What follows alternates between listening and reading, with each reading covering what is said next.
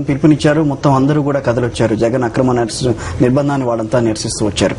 ఏ విధంగా అయితే జగన్ ను జైల్లో పెట్టారు, జైల్లో పెట్టి ఏదో సాధించాలనుకుని కాంగ్రెస్ టీడీపీ అని అనుకున్నాయో, ఈ రోజు పరిస్థితులు చూస్తుంటే ఒక పక్కన వైఎస్ విజయ బహిరంగ సభలు గాని, ఇప్పుడు మరో ప్రజాప్రస్థానం ద్వారా షర్మిల పాదయాత్రలు గాని, ఈ పరిస్థితులన్నీ కూడా వాళ్ళ కలలు ఆ విధంగా ఉండే విధంగా కళ్ళలుగానే ఉండే విధంగా ఉన్నాయా, లేకపోతే అసలు ఏ విధంగా ఉండే అవకాశం ఉంటుందని అనుకుంటున్నారు? ఇప్పుడు అంటే ఇక్కడ ఒక అంశం మాత్రం స్పష్టంగా కనపడుతుందండి. జగన్మోహన్ రెడ్డి గారు తను ప్రారంభించినటువంటి ఓదార్పు యాత్ర, ప్రజల మనసుల్ని అతను ఉండిపోయినటువంటి విధానం, రాజశేఖర రెడ్డి గారి ఆశయాలను సాధించడం కోసం తను ప్రారంభించినటువంటి నిరంతరం ప్రజల్లో ది కనెక్టివిటీ, ప్రజలు జగన్మోహన్ రెడ్డి మధ్యలో కొంతమంది నాయకులు వాళ్ళు వద్దన్నా కాదన్నా ప్రజలు ముందుకు నడిపించినటువంటి విధానం, అలాంటి నాయకుడిని ప్రజలకు దూరంగా నెట్టినటువంటి ఒక విషాదకరమైనటువంటి బాధాకరమైనటువంటి అంశం ఈ రాష్ట్ర రాజకీయాల్లో చోటు చేసుకుంది. భారతీ గారు చాలా స్పష్టంగా చెప్పి, ఎందుకు ఒక ఎమ్మెల్యేగా, ఒక ముఖ్యమంత్రిగా 30 సంవత్సరాలు ఈ రాష్ట్రంలో ఉన్న మా కుటుంబాన్ని, ఈ రోజు మా భర్త గాని, నాకు గాని, నా పిల్లలకు గాని ఎవరు అండగా ఉన్నారు ఇక్కడ అని నాకే ఈ విధంగా ఉంటే ఇంకా సామాన్యుడికి ఎవడ సమాధానం చెప్పాలని బాధ ఒకటి కనపడుతుంది. అది ఏదనుకున్నా మీరు అన్నట్టుగా కాంగ్రెస్ తెలుగుదేశం వీళ్ళిద్దరు ఏదైతే కుట్ర పన్నారో జగన్మోహన్ రెడ్డి గారిని దూరంగా నెట్టేయాలి, ప్రజల మనసు నుంచి తీసేయాలని, అది ఎక్కడ వాళ్ళు ఆశించినట్టుగా కనిపించడం లేదు. ఈ రోజు మీరు చూడండి, నర్సాపూర్ లో జరిగిన కొవ్వొత్తుల ప్రదర్శన గానీ, లేకపోతే రాష్ట్ర వ్యాప్తంగా వివిధ సెంటర్లో జరిగినటువంటిది, ఇది ఇద్దరు ఆడవాళ్లు ప్రభావితం చేసినటువంటి ఒక ఉద్యమంగా జగన్మోహన్ రెడ్డి గారిని మీరు మగవాడిని ఎదుర్కోలేక లోపల పెట్టారు.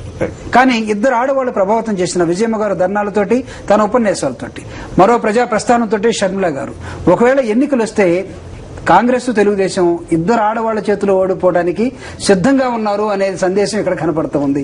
వాళ్ళ ఆడవాళ్ల చేతిలో అంటే ఆడవాళ్ళని చిన్నతనం చేయటం కాదు, అంటే ఆడవాళ్లు కూడా ఎంత శక్తివంతులో, ఎంత ప్రభావితం చేయగలరో ఈ రోజు ఈ రాష్ట్ర ప్రజలందరూ కూడా చూపిస్తా ఉన్నారు.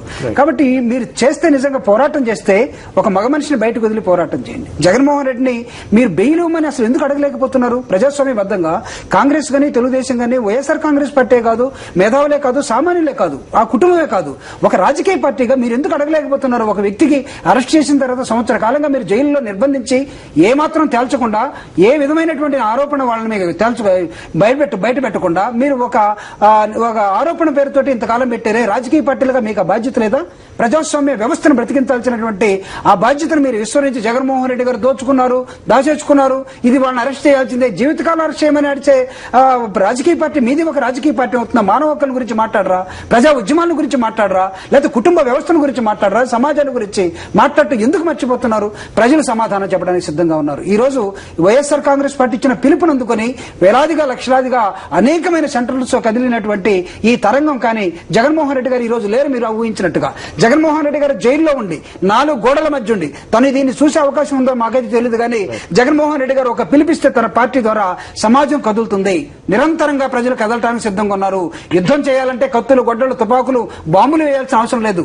ప్రజా యుద్ధం, శాంతియుతమైన ఒక వాతావరణాన్ని కొవ్వొత్తుల ద్వారా, కాగడాల ద్వారా ప్రజలు ప్రదర్శిస్తున్న విధానాన్ని షర్మిల గారి ఉపన్యాసం అయిపోయిన తర్వాత ఆడ జరిగినటువంటి ఈ నిశ్శబ్ద విప్లవం ఏదైతే ఉందో, ఈ రాష్ట్రాన్ని రాబోయే కాలంలో మార్చడానికి సిద్ధంగా ఉన్నాం. దానికి గుర్తులుగా ఇదిగో మేము కొవ్వొత్తులతోటి, మేము కాగడాలతోటి లైట్లేసి ఎదుగుతూ ఉన్నాం. సరైన నాయకుడి కోసం మా నాయకుడిని మీరు బంధించి లోపల పెట్టినా తీసుకురాగలం బయటికి, ఎన్నికలు పెట్టండి, ఎన్నికలకు సిద్ధంగా ఉన్నాం. ప్రజా సమూహం చెబుతోంది. ప్రజా కోర్టులో తేల్చుకోవడానికి మీరు నిజంగా సిద్ధపడ్డట్టయితే జగన్మోహన్ రెడ్డి గారిని బయటకు వదలమని మీరు కూడా ఒక నినాదం ఇవ్వండి. మీరు కూడా ప్రజా హక్కుల గురించి మాట్లాడండి.